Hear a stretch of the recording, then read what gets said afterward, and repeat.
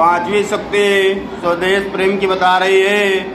तुम तो हे प्रिय बंधु स्वर्ग से सुखत सकल विभुओं की आकर, धरा शिरोमणि मातृभूमि में धन्य हुए जो जीवन पाकर।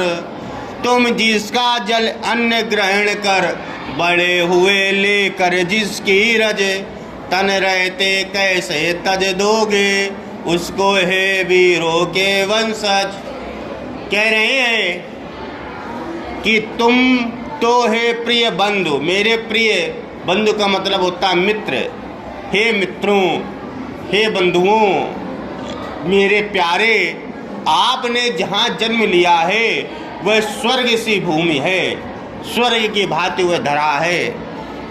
सुखद सकल विभुओं की आकर, यहाँ पर तुम सुख को प्राप्त करोगे, अनेक प्रकार के वैभव को प्राप्त करोगे।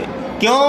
क्योंकि इसके ऊपर आपने पढ़ा है एक धरा ऐसी है जो गर्म में बहुत रहती है और एक धरा ऐसी है जो ठंडी बहुत रहती है। लेकिन हम और आप जिस धरा पे जन्म लिए हैं वो धरा ऐसी है जिसमें आप सभी प्रकार के मौसम का आनंद लेते हैं। बरसात का भी आनंद लेते हैं, गर्मी का भी आनंद लेते हैं, ठंड का भी आनंद लेते हैं। और अब आपको कह रहे हैं धरा शिरोमणि मातृभूमि में, ये जो हमारी मातृभूमि है उसकी धरा जो है शिरोमणि है। शिरोमणि का मतलब समझे, मणियों में श्रेष्ठ। कारण है क्योंकि इस धरा में कई प्रकार की फसलें उत्पन्न होती हैं, कई प्रकार के फलदायी वृक्ष लगे हुए हैं, जबकि रेगिस्तान वगैरह में कटीले वृक्ष लगते हैं। हाँ, जहाँ ठंडक वातावरण रहता है वहाँ कुछ चीज़ें उत्पन्न हो सकती हैं, लेकिन हम जहाँ जन्म लिए हैं वहाँ पर हर प्रकार की फसल होती है। मक्का यहाँ होता है, बाजरा यहाँ होता है, गेहूँ यहाँ होता है, धान यहाँ होता है, लाई यहाँ होता, क्या नहीं होता, हर प्रकार की फसल। आप दाल यहाँ होती, यहीं से ही तो बाहर जाता है। तो वही यहाँ कह रहा, और क्या कह रहा है,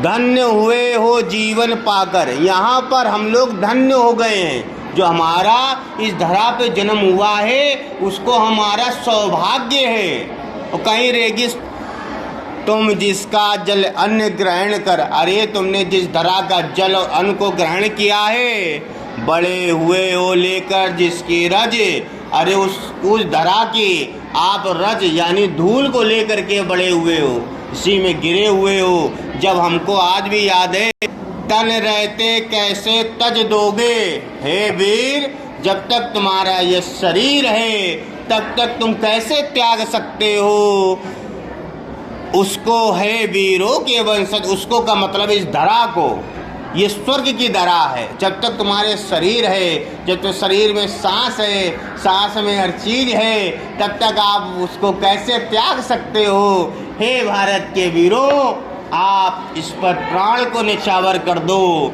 क्योंकि तुम वीरों के वंश से हो। ठीक है।